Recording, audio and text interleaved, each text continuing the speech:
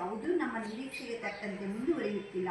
ನಮ್ಮ ಜನರಿಗೆ ಇರುವುದನ್ನು ಮುರಿಯುವುದಕ್ಕೆ ಗೊತ್ತೇ ಹೊರತು ಕಟ್ಟುವುದಕ್ಕೆ ಗೊತ್ತಿಲ್ಲ ಎಂದರು. ಆಗ ಶ್ರೀಮಾತೆ ದೃಢ ವಿಶ್ವಾಸದ ಧ್ವನಿಯಲ್ಲಿ, ನಿಜಪ್ಪ, ಆದರೂ ಅಷ್ಟು ಹತಾಶರಾಗಬೇಕಿಲ್ಲ. ಶ್ರೀರಾಮಕೃಷ್ಣಗಳನ್ನು ಬಿಟ್ಟು ಉಳಿದ ಗಟ್ಟಿ ಮರಗಳೆಲ್ಲ ಗಂಧದ ಮರಗಳಾಗಿ ಮಾರ್ಪಡುತ್ತವೆ ಅಂತ. ಈಗ ಆ ಮಲೆಯ ಮಾರುತ ತಿಳಿಸಿದೆ. ಕಾಡು ಮರಗಳೆಲ್ಲ ಗಂಧದ ಮರಗಳಾಗಿ ಪರಿವರ್ತಿತವಾಗುತ್ತವೆ ಎನ್ನುತ್ತಾ ಅವರನ್ನು ಹುರಿದುಂಬಿಸಿದರು. ಒಂದ್ಸಾರಿ ಮಠದಲ್ಲಿ ಒಬ್ಬರು ಅದನ್ನು ಜವಾಬ್ದಾರಿ ವಹಿಸ್ಕೊಂಡಿರ್ತಾರಲ್ಲ, ಹೆಡ್ ಲೀಡರ್ ಟೈಪ್ ಮುರಿತರ ಹೊರತು ನಮಗೆ ಬೆಂಬಲವಾಗಿ ನಿಂತ್ಕೊಂಡು ಅದನ್ನು ಬೆಳೆಸೋದಕ್ಕೆ ಬಿಡೋದಿಲ್ಲ ಅಮ್ಮ, ಏನು ಮಾಡೋಣ ಅಂತ ಶ್ರೀಮಾತೆಗೆ ಕೇಳ್ತಾರೆ. ಆಗ ಶ್ರೀಮಾತರು ಹೇಳ್ತಾರೆ, ಅವೆಲ್ಲ ಅಲ್ಲಪ್ಪ, ಮತ್ತಿನ್ನೊಂದೇನು ಬೀಳುತ್ತೆ ಅಂತ ಹೇಳ್ತಾರೆ. ಬಾಳ ಅವೆರಡು ಗಟ್ಟಿ ಇರಲ್ಲ, ಅವೆರಡು ಬಿದ್ದೋಗ್ಬಿಡ್ತಾರೆ. ಗಟ್ಟಿ ಬುಡ ಇರುತ್ತಲ್ಲ ಅಂತ ಮರ ಯಾವ ಬಿಡಲ್ಲ. ಇವಾಗಾದ್ರೂ ರಾಮಕೃಷ್ಣರ ಮಲೆಯ ಮಾರುತ ಬೀಸ್ತಾ ಐತೆ. ಈಗ ಅದಕ್ಕೆ ಹೊಂದ್ಕೊಳ್ಳ ಅಂತಾರು ಗಟ್ಟಿ ಮನಸ್ಸಿಗೆ ಅಂತ ಬಂದಾಗ ಎಲ್ಲ ಸೇರ್ಕೋತಾರೆ. ಟೊಳ್ಳು ಪಳ್ಳು ಇದ್ದರು ಅಂಥವ್ರು ಯಾರು ಬಂದು ಸೇರ್ಕೊಳ್ಳ. ನೀನೇನು ಅದಕ್ಕೆ ಹತಾಶನಾಗಬೇಡ, ನಿರಾಸೆ ಆಗಬೇಡ. ಇದು ಮುಂದುವರಿತಾನೇ ಇರುತ್ತೆ ನಮ್ಮದು. ಯಾವಾಗಲೂ ಅದು ಬಿದ್ದು ಹೋಗಲ್ಲ. ಕಟ್ಟುತ್ತೀವಿ ನಾವು, ಇದನ್ನು ಧರ್ಮ ಸಂಸ್ಥಾಪನೆ ಮಾಡ್ತೀವಿ ಅಂತ ಶ್ರೀಮಾತೆಯರ ಅವರಿಗೆ ಹುರಿದುಂಬಿಸ್ತಾ ಇದ್ದಾರೆ. ಪರಿಸಿದಾಗ ಕಾಡಿನ ಮರಗಳೆಲ್ಲ ಗಂಧದ ಮರಗಳಾಗಿ ಪರಿವರ್ತನೆ ಹೊಂದುತ್ತೇವೆ ಎಂದು ಪ್ರತೀತಿ.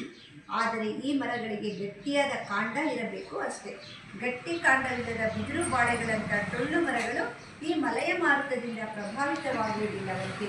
ಈ ಸಾಮಿತಿಯ ಮೂಲಕ ಶ್ರೀಮಾತೆಯವರು ಶ್ರೀರಾಮಕೃಷ್ಣರ ಆಧ್ಯಾತ್ಮಿಕ ತರಂಗವೆಂಬ ಮಲೆಯ ಮಾರುತ ಅದಾಗಲೇ ಬೀಸಲಾರಂಭಿಸಿದೆಯೋ ಅವರೆಲ್ಲರೂ ದಿವ್ಯ ವ್ಯಕ್ತಿಗಳಾಗಿ ಪರಿವರ್ತನೆ ಹೊಂದುತ್ತಾರೆ. ಆದರೆ ಬಿದಿರು ಬಾಳೆಯಂತಹ ತೀರ ನತದೃಷ್ಟರಾದ ಟೊಳ್ಳು ಜನ ಮಾತ್ರ ಈಗಲೂ ಹಾಗೆಯೇ ಉಳಿದುಕೊಳ್ಳುತ್ತಾರೆ ಎಂದು ಸೂಚಿಸುತ್ತಿದ್ದಾರೆ. ಅದಕ್ಕೆ ಆ ಗಂಧದ ಸಾಮಾನ್ಯ ಮರಗಳನ್ನು ಗಂಧದ ಮರಗಳಾಗಿ ಪರಿವರ್ತನೆ ಆಗ್ತಾರೆ. ಅದು ಒಂದು ನಾಡ್ನುಡಿ ಇದ್ದಂಗೆ. ಈಗ ಶ್ರೀರಾಮಕೃಷ್ಣರು ಆ ಒಂದು ಮಲೆಯ ಮಾರುತರ ಬೀಸ್ತಾ ಇದ್ದಾರೆ. ಅದಕ್ಕೆ ಟೊಳ್ಳಿದ್ದವರೆಲ್ಲ ಸೇವಾಕಾರ್ಯಗಳನ್ನು ನಡೆಸುವಾಗ ಕೆಲವೊಮ್ಮೆ ಸಂದಿಗ್ಧಗಳು, ಸಮಸ್ಯೆಗಳು ತಲೆದೋರುತ್ತಿದ್ದವು.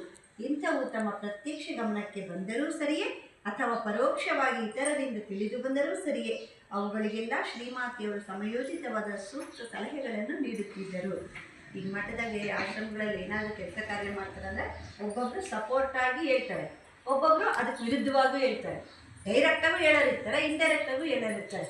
ಅಂಥವೆಲ್ಲ ಕಿವಿಗೆ ಬೀಳ್ತಾ ಇದ್ರೂ ಶ್ರೀಮಾತೆಯರು ಯಾವುದೇ ಕಾರಣಕ್ಕೂ ಯಾರನ್ನೂ ಬೈದೇ ಥರ ಮುಂದುವರಿಸ್ಕೊಂಡು ಹೋಗ್ತಾರೆ. ಅವ್ರಿಗೆ ಸರಿಯಾದ ಆ ಸಂದರ್ಭಕ್ಕೆ ಸರಿಯಾದ ಸಲಹೆಗಳನ್ನು ಕೊಟ್ಟು ಅದನ್ನು ಮುಂದುವರಿಸ್ತಾರೆ. ಅಂಥದೇ ಒಂದು ಪ್ರಸಂಗ ನಡೆಯುತ್ತೆ.